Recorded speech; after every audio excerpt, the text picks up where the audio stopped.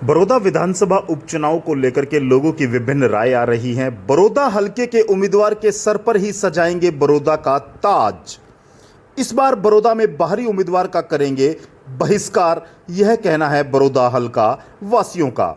बड़ौदा विधानसभा उपचुनाव में लोग इस बार सरकार के साथ जा सकते हैं। जेजेपी की वोट बैंक कम, लेकिन बीजेपी को जाट समाज सहित विभिन्न जातियों का भरपूर फायदा मिलेगा। हालांकि इस बार जातिवाद, ज्यादातर लोग राज के साथ जाना चाहते हैं, लेकिन बड़ौदा हलके के लोगों का कहना है कि अगर पूर्व मुख्यमंत्री ओम प्रकाश चौटाला और मुख्यमंत्री मनोहर लाल खट्टर यदि बड़ौदा से चुनाव लड़ते हैं तो हम सभी पूर्व मुख्यमंत्री ओम प्रकाश चौटाला को भारी बहुमत से आज तक के सारे रिकॉर्ड तोड़ मतों से बड़ौदा से जिताकर विधानसभा भेजेंगे।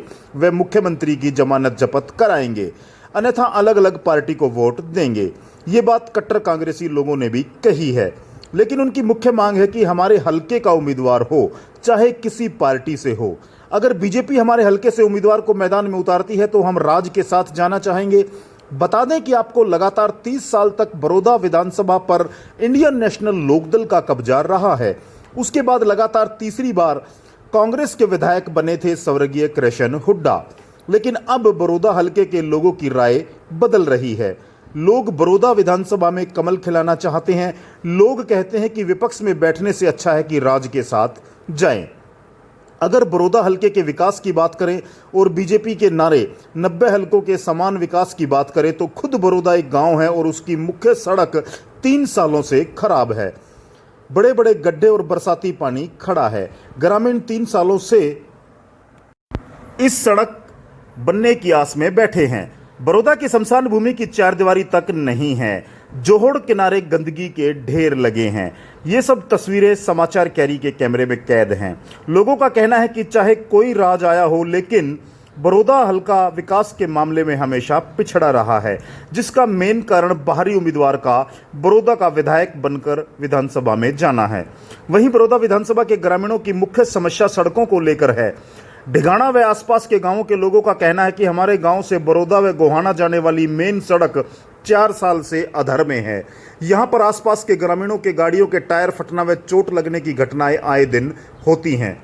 अगर वहां के लोगों की माने तो पूर्व मुख्यमंत्री भूपेंद्र हुड्डा का बड़ौदा गढ़ रहा है, लेकिन अब जैसे जैसे लोगों के विचार सामने आ रहे हैं उससे लगता है कि अब कांग्रेस से इस हलके की सत्ता जाने वाली है।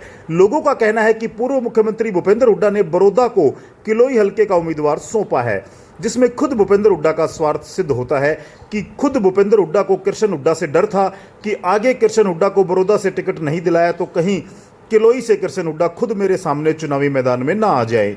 यह भय भूपेंद्र हुड्डा को सता रहा था। यह सब यहां के लोगों का कहना है।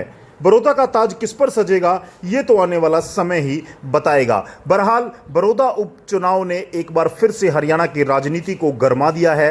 बयानबाजी शुरू हो चुकी है। विभिन्न पार्टियों के प्रमुख नेताओं ने बड़ौदा विधानसभा पर अपना अपना दावा ठोकना शुरू कर दिया है। आसार लग रहे हैं कि जजपा और भाजपा इस बार मिलकर चुनाव लड़ेंगे। वहीं प्रमुख विपक्षी दल कांग्रेस अपनी परंपरागत सीट को बचाए रखने में कोई कोर कसर बाकी नहीं छोड़ना चाहती। इंडियन नेशनल लोकदल के सुप्रीमो ओम प्रकाश चौटाला भी इस विधानसभा सीट पर अपनी निगाहें टिकाए हुए हैं और अपनी इस पुरानी सीट को वापस इंडियन नेशनल लोकदल की झोली में डालना चाहते हैं। लगातार इंडियन नेशनल लोकदल के सुप्रीमो ओम प्रकाश चौटाला और अभय चौटाला दावा करते नजर आ रहे हैं कि बड़ौदा विधानसभा उपचुनाव में बड़ा उलटफेर हो सकता है। पूरे हरियाणा की निगाहें टिकी हैं। भाजपा की कार्यशैली की परीक्षा भी इस उपचुनाव से तय होने वाली है।